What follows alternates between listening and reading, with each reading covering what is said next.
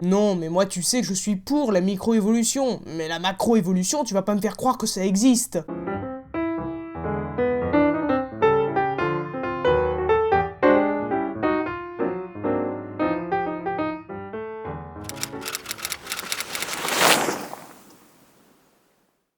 Bonjour à toutes et à tous et bienvenue sur Motorsport Gigantoraptor pour une vidéo très spéciale consacrée à un argument créationniste très mauvais. Et oui, c'est un pléonasme. Aujourd'hui, nous allons parler de deux choses différentes.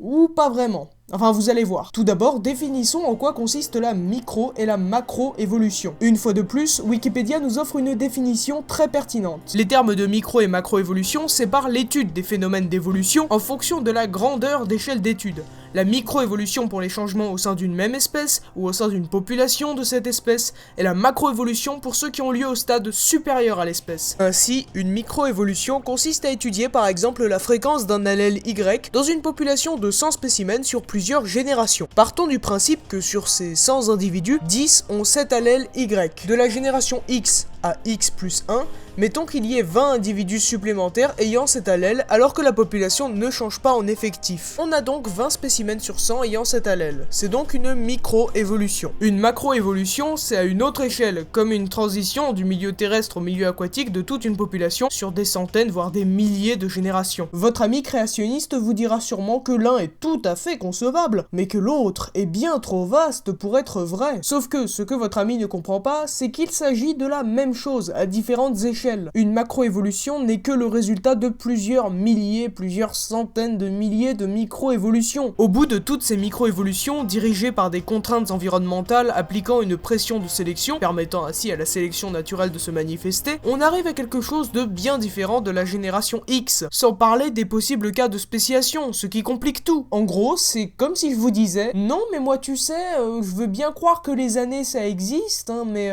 le siècle en revanche, je veux dire, c'est n'importe quoi. Qui croit à ça? Bon, c'est pas super pertinent comme comparaison, mais c'est du même niveau d'absurdité. Car contrairement aux années qui ne font que s'accumuler au fil du temps, les populations évoluent au fil du temps. Il n'y a que les créationnistes pour vous ressortir en boucle cet argument périmé, absurde et facilement démontable. Argument qui n'est que le symptôme de l'essentialisme profondément ancré en eux. On a tous tendance à être essentialistes. Si vous voulez en savoir plus à ce sujet, je vous encourage à visionner la vidéo de la tronche en biais dont le lien est en description. Par ailleurs, voilà une petite information intéressante qui va mettre à mal votre essentialisme. Il est impossible de déterminer à partir de quand on passe de la micro à la macro-évolution.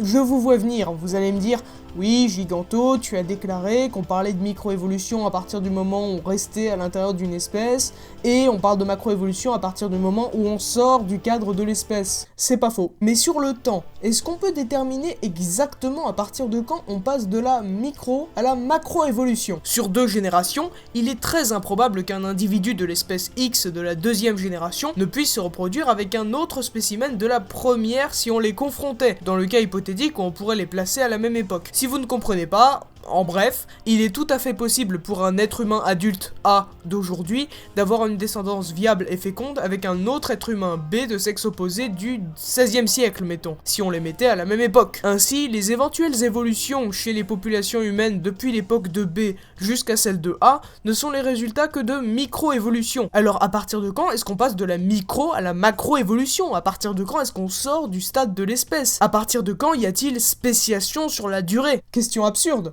Là, nous serons d'accord pour dire que nous avons un tas de sable, et là, nous sommes d'accord pour dire que nous avons un grain de sable. À partir de combien de grains de sable empilés, on obtient un tas?